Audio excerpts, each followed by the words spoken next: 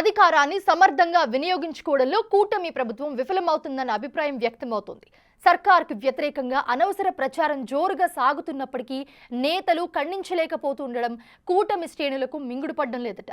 తిరుమల వ్యవహారాలకు సంబంధించి వైసీపీ చేస్తున్న విమర్శలను కూటమి శ్రేణులు ఖండించలేకపోతున్నాయి. దాంతో ప్రతి చిన్న విషయంపై రాద్ధాంతం చేస్తున్న వైసీపీ నేతల వ్యక్తిత్వాన్ని కించపరిచేలా ఆరోపణలు గుప్పిస్తోంది. టీటీడీ పాలక మండలితో పాటు అధికారులు, చైర్మన్ విషయంలో విపక్షం అంతలా చెలరేగుతున్నా కూటమి నేతలు ఎందుకు మౌనంగా ఉంటున్నారు?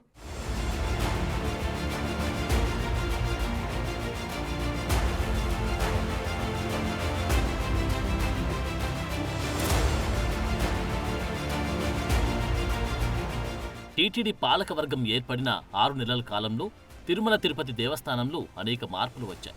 సామాన్యుడి స్వామి దర్శనానికి పెద్దపీట వేశారు. అదే సమయంలో వీఐపీల బ్రేక్ దర్శనాలు తగ్గించారు. మరోవైపు అన్నదానంలో మార్పులు తెచ్చారు. నాణ్యత కలిగిన భోజనాన్ని భక్తులకు పెడుతున్నారు. లడ్డూ ప్రసాద క్వాలిటీ పెంచారు. సాంప్రదాయ వ్యవసాయ ఉత్పత్తుల పేరుతో కేవలం వీఐపీలకు మాత్రమే పెట్టే ప్రసాదాలను సామాన్యుడి వరకు తెచ్చారు. మరోవైపు దశాబ్దాల కాలమున్న చెత్త సమస్యపై సీరియస్ గా స్పందించారు. పాతుకుపోయిన అధికారులపై చర్యలు తీసుకున్నారు. బ్రహ్మోత్సవాలు విజయవంతంగా నిర్వహించారు. గరుడ సేవ నాడు ఏకంగా 3 లక్షల మంది భక్తులకు మాడవీధుల్లో స్వామివారి దర్శన భాగ్యం కల్పించారు.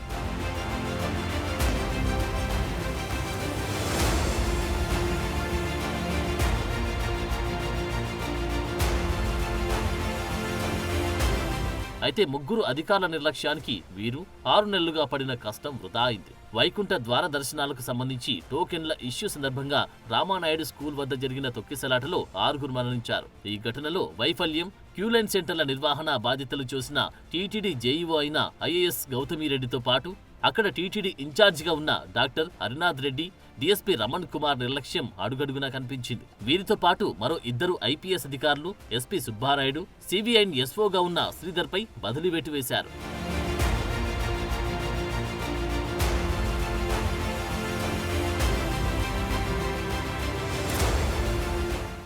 మరోవైపు గతంలో లేని విధంగా ఇప్పుడు తిరుమల ప్రాంతంలో నిరంతరం రెడ్ శాండిల్ టాస్క్ ఫోర్స్, అటవీ శాఖలు సంయుక్తంగా రెగ్యులర్ గా కూంబింగ్ నిర్వహిస్తుండటంతో పెద్ద ఎత్తున స్మగ్లర్లు బయటపడుతున్నారు. గతంలో లేని విధంగా తనిఖీలు నిర్వహించడం వల్లనే ఇది జరుగుతుందని అంటున్నారు. గతంలో తిరుమలలో పలుమార్లు గంజాయితో పాటు మాంసం, మద్యం పట్టుబడ్డాయి. అయితే వీటిపై ఆ రోజు ఎవ్వరు మాట్లాడినా వారిపై ఏదో రకంగా ప్రతీకార చర్యలు తీసుకున్నారు. కేసులు పెట్టి వేధించారు. మీడియాను సైతం కంట్రోల్ చేయాలని చూశారు.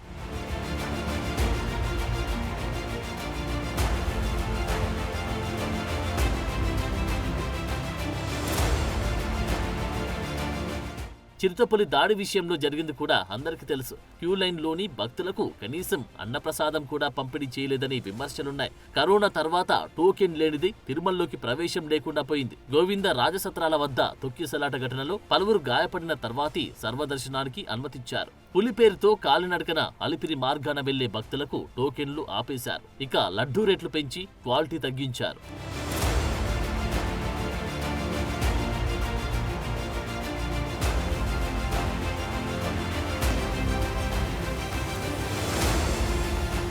అయితే కూటమి ప్రభుత్వం అధికారంలోకి వచ్చిన తర్వాత తిరుమలలో జరిగిన తొక్కిసలాట ఘటనను వైసీపీ ఆయుధంగా మలుచుకోవాలని చూసింది. లడ్డు కౌంటర్లు షార్ట్ సర్క్యూట్ వల్ల ప్రమాదం అన్నది మామూలు వ్యవహారం. దానిపై కూడా వైసీపీ హడావిడి చేసింది. గతంలో వైసీపీ హయాంలోని లడ్డు కౌంటర్లలో సిస్టమ్స్ ఆపరేషన్ ప్రారంభమైంది. అందుకు సంబంధించి అప్పట్లో పనిచేసిన అధికారులు ఇప్పుడు ఉన్నారు. అయితే వీటన్నిటి విషయంలో కూటమి నేతలు మౌనంగా మాట్లాడకుండా ఉన్నారు.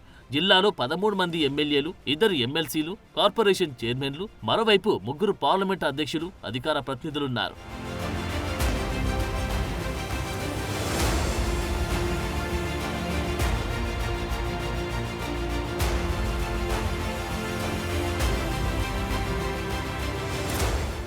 ఇంతమంది ఉన్నప్పటికీ ఎవ్వరూ కనీసం నోరు తెరవడం లేదు. మాట్లాడితే తిరుపతి జనసేన ఇన్ఛార్జ్ కిరణ్ రాయల్ తప్ప మిగతా వారెవ్వరూ వైసీపీ విమర్శలకు కౌంటర్లు ఇవ్వడం లేదు. అయితే వైసీపీ నేతలు మాత్రం ప్రతిరోజు ఏదో ఒక హడావిడి చేస్తూ అటు కూటమి ప్రభుత్వం, ఇటు టీటీడీ బోర్డుపై ధ్వజమెత్తుతూనే ఉన్నారు. తమ మీడియాతో పాటు అనుబంధ మీడియా, ఇతర గ్రూపులతో పెద్ద ఎత్తున సోషల్ మీడియాలు కొండపై పాపాలు జరిగిపోతున్నాయని విమర్శలు గుప్పిస్తున్నారు.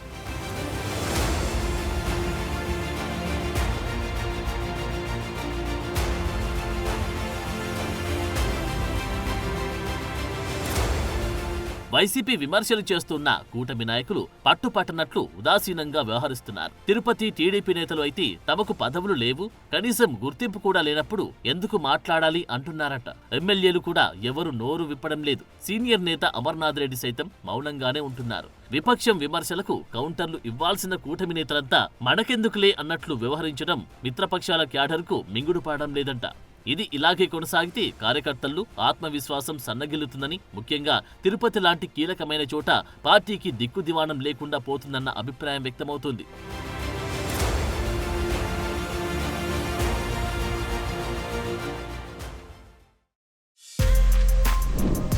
For more videos like this, subscribe Big TV channel.